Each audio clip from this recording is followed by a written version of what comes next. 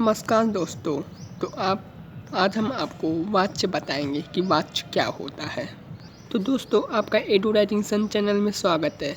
तो चलिए जानते हैं वाच्य को आज हम आपको जो कि बोर्ड एग्जाम में ज़्यादातर आता है, हम आपको वाच्य परिवर्तन भी बताएंगे। उसके आगे इन वाच्य की परिभाषा बताएंगे, कर्तृवाच्य वाक्य के मुख्य रूप बताएंगे। तो चलिए सबसे पहले जानते हैं वाच्य क्या होता है। तो दोस्तों, आप वाच्य को जानते हैं अच्छी तरीके से, लेकिन समझ नहीं पा रहे हैं। वाच्य को इंग्लिश में बोलते हैं वाइस, जो कि इंग्लिश ग्रामर में यूज करते हैं आप लोग, जो कि एक्टिव वाइस, पैसिव वाइस, उसी को बोलते हैं वाइस, उसी को बोलते हैं वाच्य। वाच्य की इंग्लिश मीनिंग है वाइस, मीन्स शाब्दिक अर्थ, मीन्स सिनोनिम्स। तो चलिए जानते हैं वाच्य क्या होता है। वाच्य उस रूप रचना को कहते हैं जिससे पता चलता है कि क्रिया को मूल रूप से चलाने वाला करता है या अन्य कोई घटक।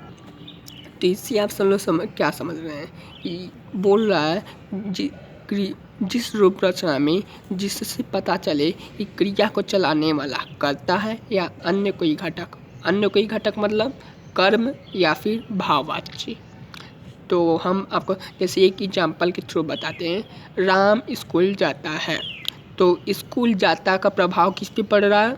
राम पर। राम स्कूल जाता है, राम पर पड़ रहा है, तो राम क्या है? राम करता है, इसलिए एक वाच्य होगा। एक कौन सा वाच्य होगा? एक कर्तृवाच्य होगा। तो चलिए जानते हैं कि वाच्य अधिकतम मुख्य रूप कितने प्रकार के होते हैं। तो वाच्य के मुख्य रूप 2 प्रकार के होते हैं। पहला कर्तृवाच्य और दूसरा अकर्तृवाच्य। तो चलिए जान लेते हैं कर्तृवाच्य क्या होता है। कर्तृवाच्य जिन वाक्यों से कर्ता की प्रधानता होती है उनसे कर्तृवाच्य कहते हैं। मतलब जिस वाक्य में कर्ता की प्रधानता होती है। जैसे हमने अभी आपको एग्जाम्पल लिया था, राम स्कूल जाता है। अब स्कूल जाने का प्रभाव किस पर पड़ रहा है? राम पर पड़ रहा है। राम स्कूल जाता है, इसलिए राम स्कूल जाता है, वो कर्तृवाच्य हो जाएगा। चलिए एग्जाम्पल के थ्रू बताते हैं। सचिन सो रहा है।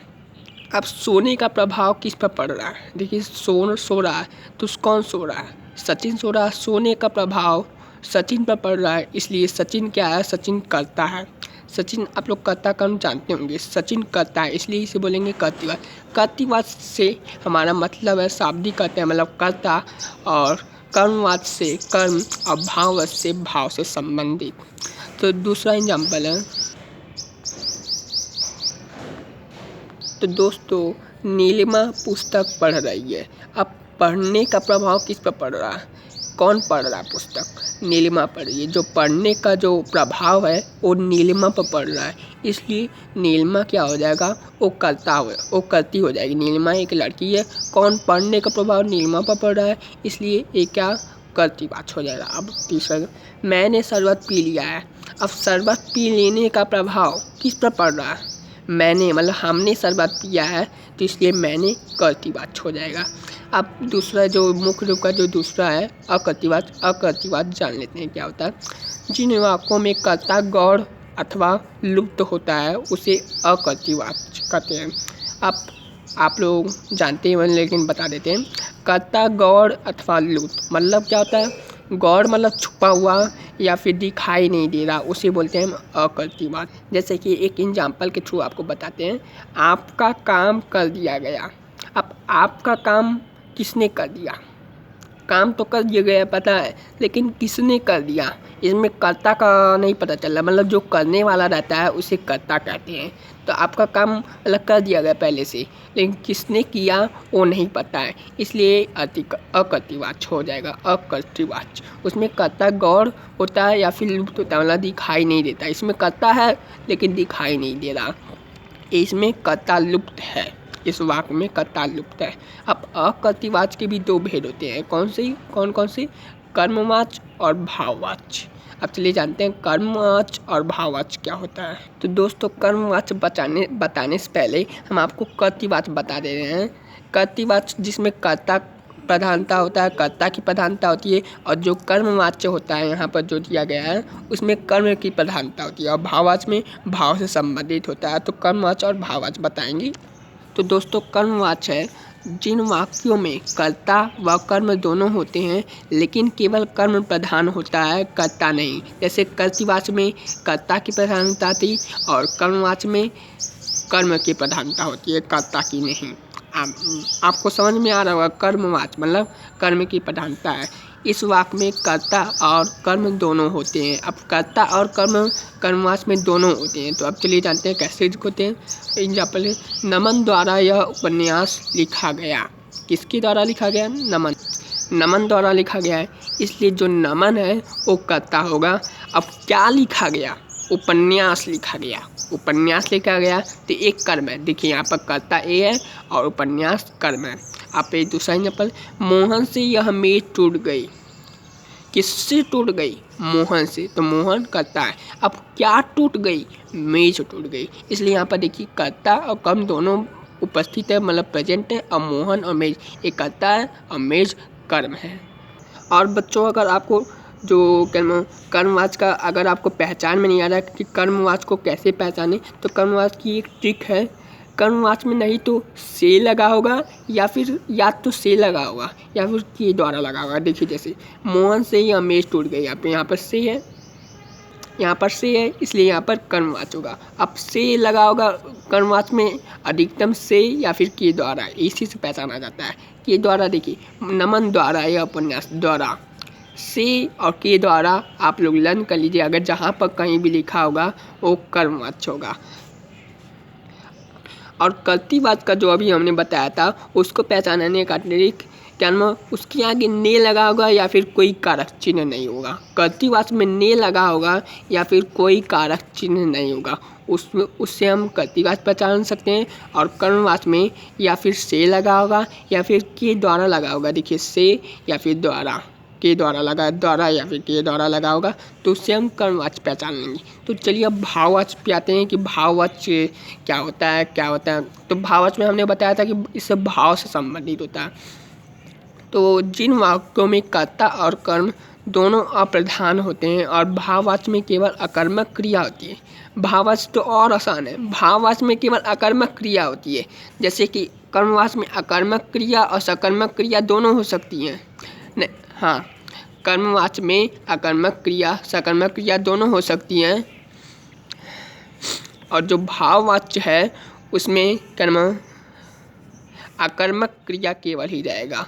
और इसमें जो कर्ता और कर्म दोनों अप्रधान होते हैं। जैसे इसमें कर्मवाच्य में केवल कर्म प्रधान होता है, कर्ता नहीं होता है। और जो कर्तृवाच्य है यहाँ पर, इसमें केवल कर्ता प्रधान होता है, इसमें कर्म प्रधान नहीं होता। लेकिन यहाँ पर जो भाववाच्य है इसमें कर्ता और कर्म दोनों प्रधान नहीं होते। इसमें ना ही कर्ता होता है और ना ही कर्म होता तो है लेकिन प्रधान नहीं होता। इसमें भाव से द्वारा, जैसे अब हम एक एग्जांपल देते हैं, रोगी से उठा नहीं जाता। अब इसको आपको लोग को पढ़ के कुछ दया आ रही होगी, कुछ भाव में कुछ जागृत हो रहा होगा। क्या? भावना, दया की भावना जागृत हो रही है, इसलिए वो भाववाच्य होगा।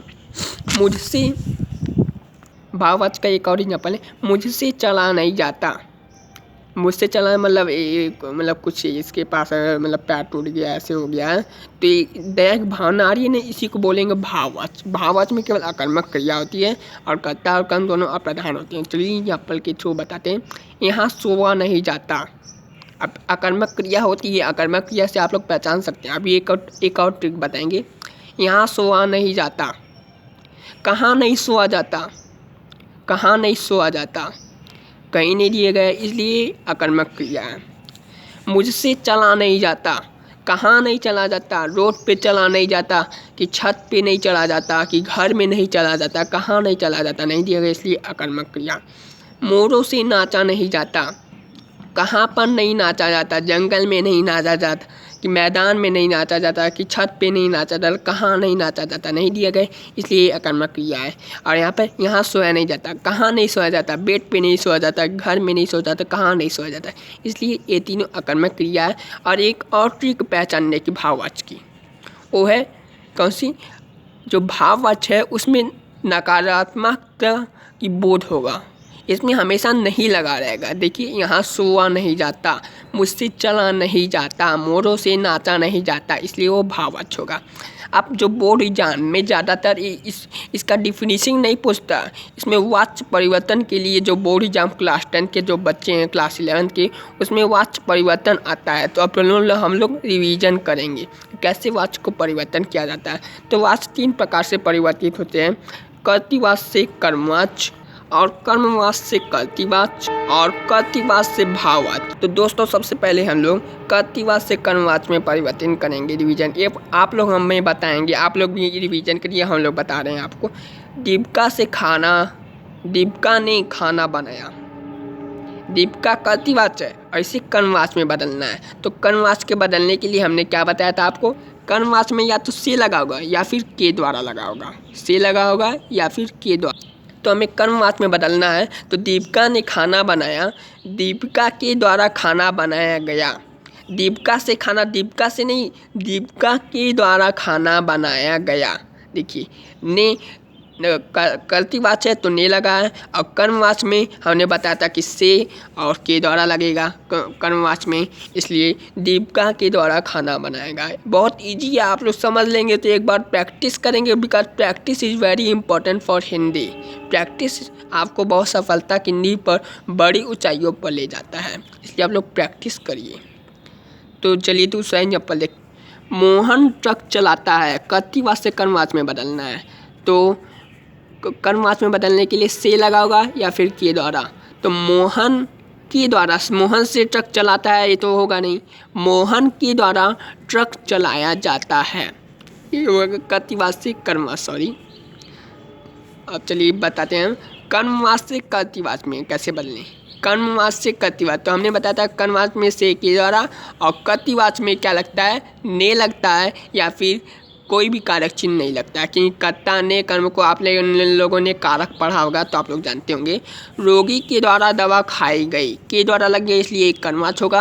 अब कर्तृवाच्य में बदलने के लिए हमने ने बताया था, रोगी ने दवा खाई, रोगी के द्वारा कर्मवाच्य हो गया, और रोगी ने दवा खाई एक कर्तृवाच्य। दूसरा एग्जाम्पल, भक्तों के द्वारा भजन गाए गए, भक्तों के द्वारा लग गया से के द्वारा एक कर्मवाच्य, और कर्तृवाच्य में बदलने के लिए हमने बताया था ने या फिर कोई भी कारक चिन्ह नहीं।